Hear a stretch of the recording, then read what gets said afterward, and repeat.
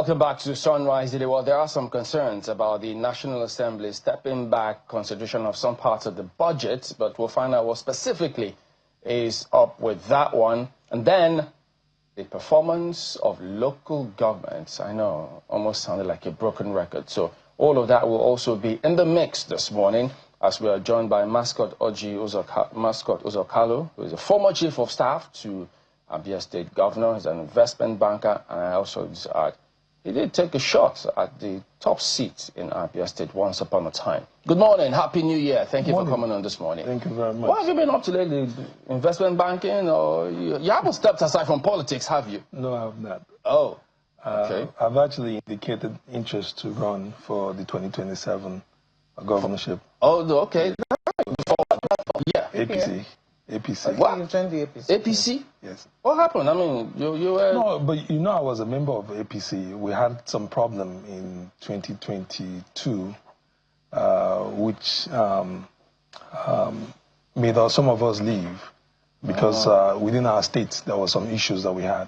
Because I was supposed to run for governor under the platform of also APC, but because of some of the issues we had, I left and ran under PPA. When I was leaving, I did have communications with the national leadership. I said, if I win, I'll come back. If I do not win, I will also return back. So I returned back June 2023. Oh. So. But did the electorate know this plan? That if you had won on PPA, you will go back to APC? Well, I think the electorate were following me and not really the political party, because the party that I ran under was almost non-existent in the state. Oh, I see. But has that issue been sorted now? Yes. To a great extent, yes. Does that, okay, well, that means you're going to vie for that ticket. It doesn't mean that it's a given. That's correct. Or do we take for granted that it's a stroll in the park? No. It's not a walk in the park. I'm sure other people will come out to run. But at this point, I'm the first person to have declared.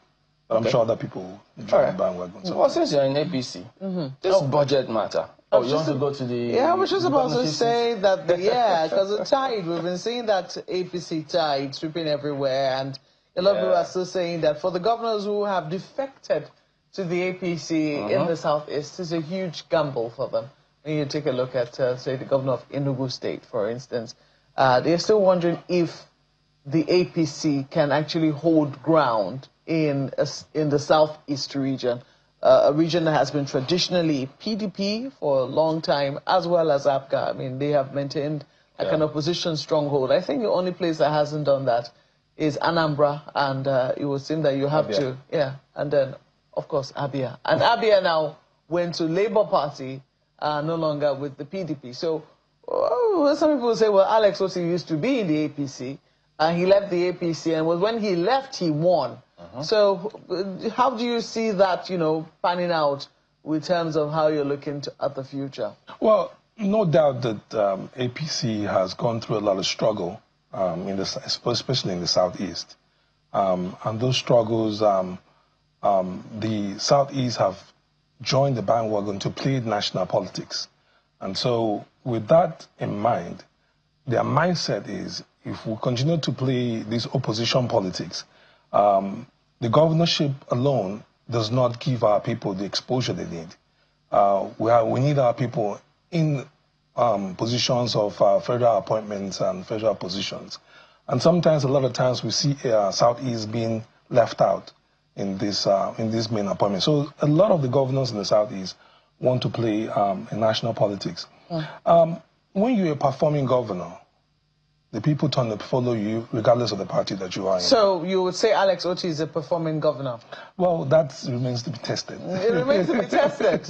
Well, because we saw the visit of the Imo State governor, Hope Uzodimma, to Abia State very recently. He said, I just came to visit my brother and, say we need to partner, etc. And we were wondering, is he planning to defect as well? Because this greeting is a little too chummy. Very unusual, yeah? Yeah, very unusual visit, but it is what it is. It's what we saw, and we saw the speech that was given afterwards. And some people were saying, is Alex Otti thinking of defecting? There are those kinds of conversations. But assuming that were to happen, this is me, just a journalist, looking at what I saw on television. Assuming he were to defect, how does that affect your chances? Well, That will happen when it happens. But I think Governor Alex has made it clear that his days of being part of APC is behind him.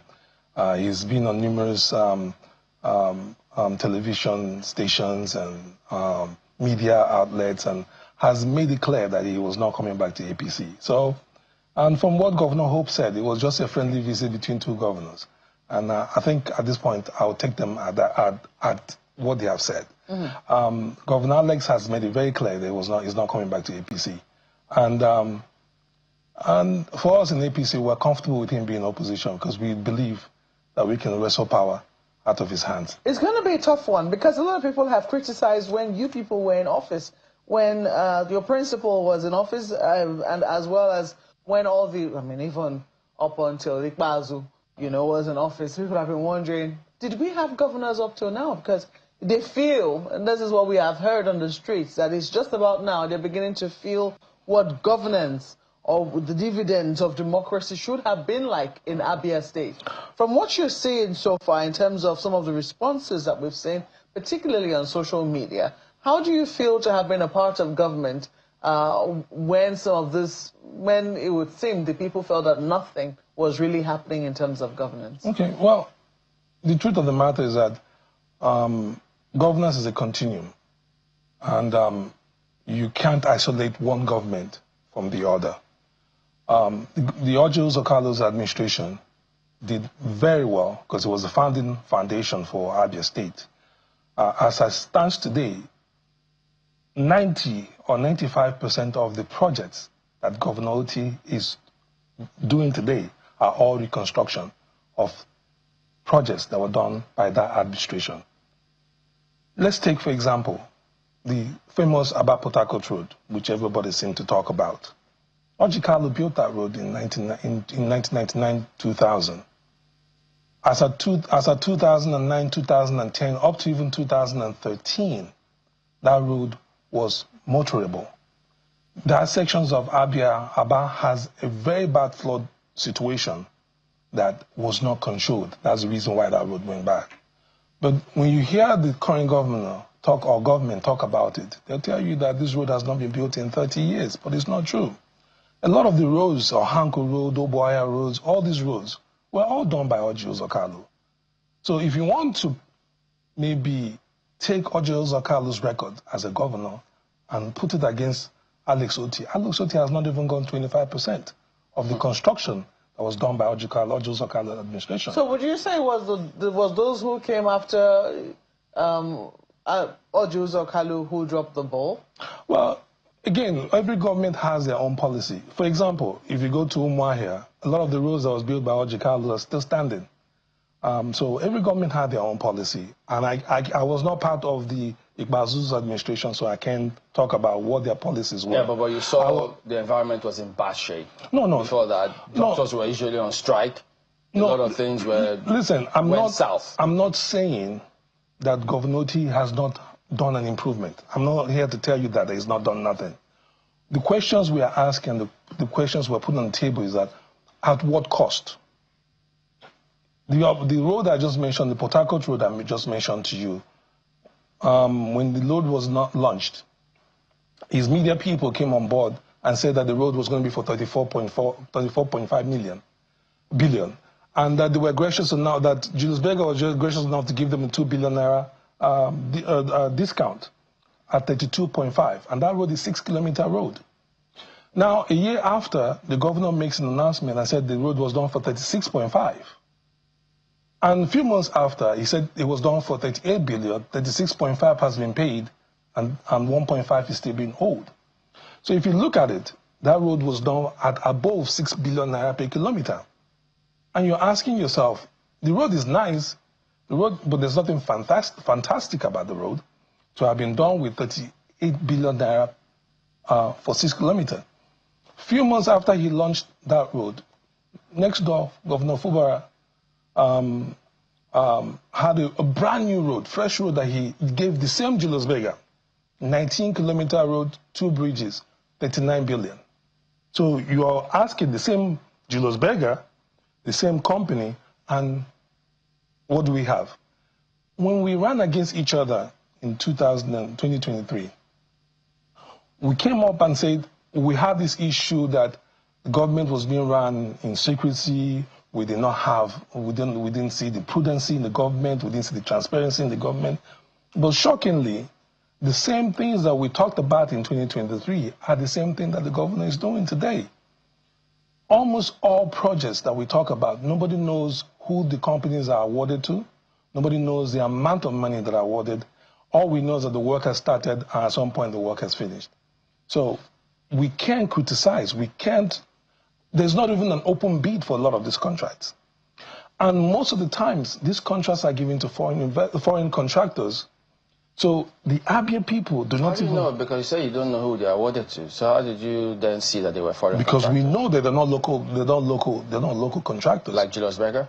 Well, Julius Berger is one, but most of the people that we see, the names we see on the roads, the local contractors, we don't know them. We don't know them. So 90% of the time, these monies have flights. The local contractors do not have benefits of the funding, of the spending of this. Okay, so what if someone tells you, well, if they are cutting corners, you don't need to bother yourself too much because the financial crime agencies will be on their cases if that were to happen. So do you think that that would be a valid point if they say they refuse to publish those details? It's not a valid point because the Abia State government and all the governors are enjoying the Tinubu financial windfall, which we don't know. The next president might decide to go back to the days of paying for subsidy, and these windfalls will not be there. So it is important that we use the money that we're getting now. No, what I'm asking is this. If they are not being transparent with the funds, or if they are misusing the funds, the EFCC or the ICPCs will always be there to prosecute anyone even if they leave office. So that's why I'm asking that if that narrative were to be advanced or forwarded, wouldn't it also be a valid point? That's what I'm saying. It's not going to be a valid point because we cannot wait to see what happens after they've left office. We have to start talking about the things that are happening now. I was saying to you... That's assuming something is going on wrong anyway. Well, I just gave you an example. Yeah, because the government on their part said, look, these are distractions, that they are being transparent as possible. He said that even yesterday. Well, you can go to Abia State website today and see if you get any of some of this information that we're talking about. Each quarter, they publish their quarterly reports. And when people scrutinize the things on the quarterly report, the next thing we see, they removed it. They tell us they spent 54 billion on smart school. Where are the smart schools? The smart schools are nowhere to be found. But we found out that in the last 3 years, Abia State government has spent 7 billion plus on reconstruction of schools and 72 billion on construction of new schools. And those schools are nowhere to be found. The only thing we see, the smart schools they talk about, they are schools or existing schools that they're trying to innovate and rename them smart schools. And so, yeah, that's what makes a school smart? Is it not what is inside it? I mean, the technology that is it so much as the structure as what is inside it? Well, how do you spend 83 billion and you have not delivered one smart school? How do you do that? Have you been to the schools? We're asking them to show us the school. So it's not like as if you've investigated and came up with no smart schools. We have investigated and we're asking the questions, where are the smart schools? If you spent 83 billion, we should see smart schools. In next door Enugu has delivered 243 smart schools. 30 of them have been equipped and are already in use. You've seen them? The records are there. Did you visit them? I don't need to visit them. We've asked the Abia State government, show us one. And they can't show us. No, what I'm saying is, you say you read the report. When you read the report, they pull it down. According to what you're saying, you said the Enugu State government say too, they have completed so and so. I imagine you're also reading a report. In either case, you've not either seen... no, but Enugu State has showcased their smart schools. Have showcased them. It's all there in the media. Okay, so what we're asking the Abia State government, show us the smart schools. Showcase yours as well. Showcase the smart school. And we're not able to see even one of the smart schools that is functional. Yeah, but I'm really looking at this battle that you're really looking forward to in 2020. Some people say you really have an uphill task because so far so good. If one were to go by the praise that one hears on social media for what the Abia state government is doing, it would seem that, you know, there's been no life in Abia, and it's only now that they're beginning to see some semblance. I mean, the other day I heard that, oh, they've now brought about CNG buses, you know, working all over the place, and this is from the people. This is not me saying it. This is something I read. These are pictures I saw on social media.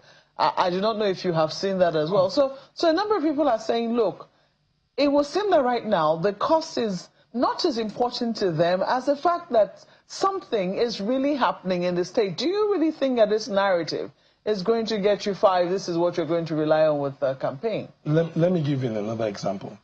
Abia state government has, in the last 2 years, received over 600 billion from the federal allocation. If you include, 600 billion every year from the federal allocation. Neighboring. Is that inclusive of local government? No, inclusive of local government. Okay. Neighboring Enugu state has received about 400 plus. In the same take that you just talked about, Abia state government is still building one central bus terminal park. Enugu state has built 5. Abia state government just launched 20 CNG buses. As at maybe about September or August last year, Enugu government has launched over 100 gas buses, CNG buses. So when you bring up these issues and you compare them, you see the Enugu state governor is receiving less, but we're seeing more being done. Abia state government today tells us that they're generating less than 100 billion naira in entire generated revenue. Enugu state government is generating about 390 billion, and Enugu state government does not have a town like Abia, which is a business center. So these are the things that make us question what is going on in Abia.